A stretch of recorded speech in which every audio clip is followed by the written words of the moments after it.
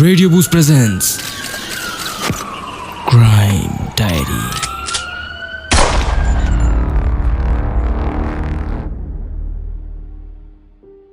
जब आप एक माँ होती हैं तो आप अपने विचारों में कभी अकेली नहीं होती हैं। एक माँ को हमेशा 2 बार सोचना पड़ता है। वो क्यों? क्योंकि एक बार वो खुद के लिए सोचती हैं और दूसरी बार अपने बच्चे के लिए सोचती हैं। अगर हम किसी को जान दे नहीं सकते तो हमें उसकी जान लेने का कोई हक नहीं होता है।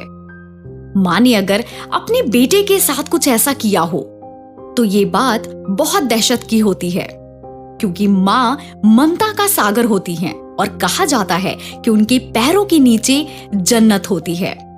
लेकिन वही अगर जब एक माँ कुछ ऐसा करे जिस पर विश्वास करना ही मुश्किल हो जाए तो आप क्या कहेंगे? तो चलिए शुरुआत करते हैं आज की सच्ची घटना के साथ। ये बात है हैदराबाद की, जहां एक महिला जिसका नाम सौम्या है, जिसने अपने ही बेटे का कत्ल किया और फिर उसकी लाश को बैग में रखा, और रखा ही नहीं, उस बैग के साथ हैदराबाद से मुंबई का सफर तय किया। 7 दिन बीतने के बाद मुंबई पुलिस ने जब पता लगाया तो इस घटना से मुंबई पुलिसकर्मी भी दहशत में आ गए।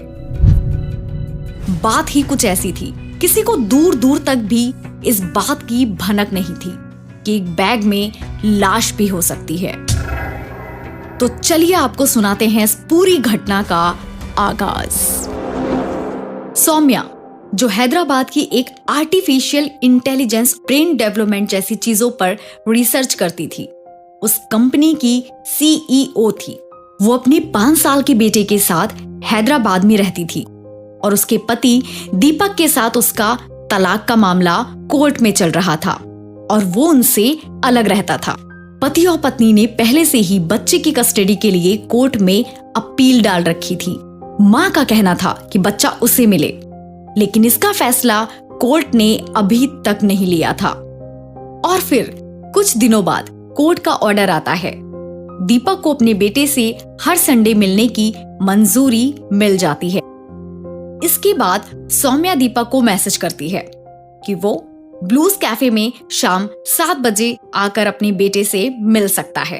जिसके बाद दीपक बहुत खुश हो जाता है कि आखिरकार उसे इतने दिन बाद बेटे से मिलने का मौका मिलेगा। लेकिन उसके वहां पहुंचने के काफी देर बाद भी ना उसका बेटा आता है और ना ही उसकी पत्नी सौम्या। कई टेक्स्ट मैसेज और ईमेल के बाद भी उसका कोई जवाब नहीं मिलता है।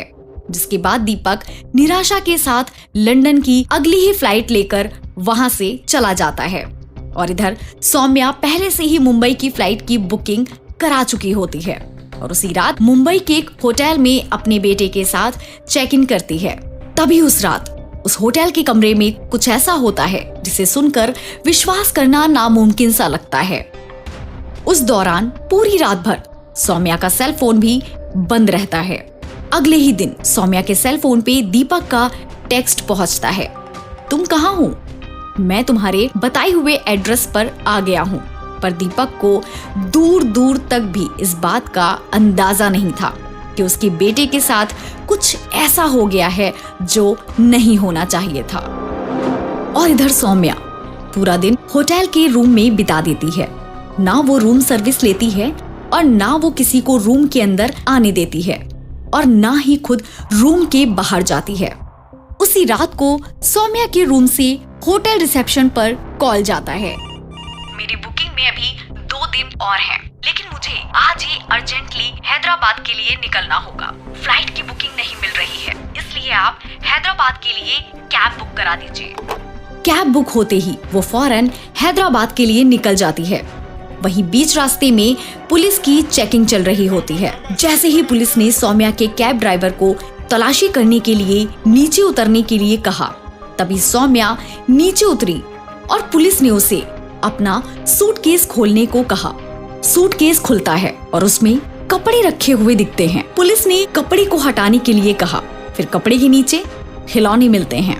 पुलिस ने खिलौनों को हटाने के लिए कहा।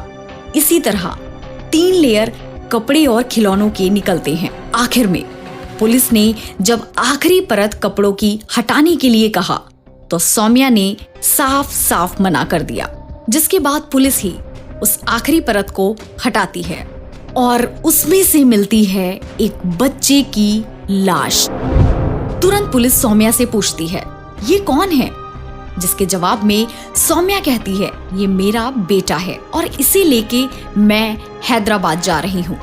पुलिस को कुछ समझ नहीं आता है कि ये आखिर क्या हो रहा है। तभी सौम्या कहती है कि मैं इससे अलग नहीं रह सकती, इसलिए मैं इसे अपने साथ लेकर जा रही हूँ। ये बात पुलिस को थोड़ी अजीब सी लगती है कि एक लाश के साथ कोई कैसे रह सकता है। तभी पुलिस को लगता है कि इसकी दिमागी हालत बिल्कुल भी ठीक नहीं है। उसके बाद पुलिस ने तय किया कि अगर ऐसा सचमुच है तो हम सारी पूछताछ साइकाइट्रिस्ट के साथ मिलकर करेंगे। दूसरी तरफ पुलिस दीपक को कॉल करती है, जिसका डिवोर्स केस चल रहा था, और उसे तुरंत मुंबई आने को कहती है।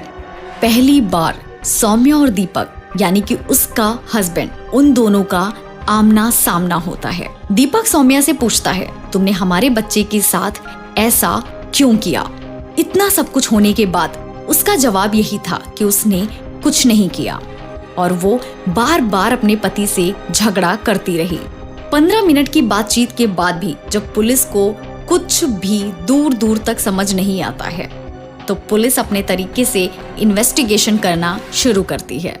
इन्वेस्टिगेशन के दौरान होटल रूम में जिसमें सौम्या और उसका बेटा दोनों रुके हुए थे, वहाँ 2 नोट्स मिलते हैं, जिसमें से एक में लिखा था, मैं अपने बेटे से बहुत प्यार करती हूँ, वो हमेशा मेरे साथ ही रहेगा।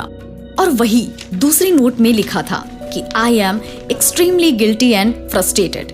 आई love my son but I did not want to see him meeting his father. Police को अभी भी ये समझ नहीं आ रहा था कि आखिर माजरा क्या है। सौम्या का लगातार यही कहना था कि जब वो रात में अपने बेटे के साथ सोई थी तब सब कुछ ठीक था, लेकिन जब वो सुबह उठी तब उसका बेटा इस दुनिया में नहीं था। आखिर सोचने वाली बात यह है कि एक माँ अपने बेटे के साथ ऐसा कैसे कर सकती है, और वो हर बार बातों को घुमाए जा रही थी, पुलिस को गुमराह कर रही थी। दूर दूर तक उसकी बातों में कोई सच्चाई नजर नहीं आ रही थी। आखिर बात क्या थी और क्या हुआ था उस रात उस होटल के रूम में? इस बात में कितनी सच्चाई है, जानने के लिए सुनते रहिए रेडियो बूज पर crime diary. You are listening to Crime Diary, the story narrated by RJ Priyanka, produced by Sangal.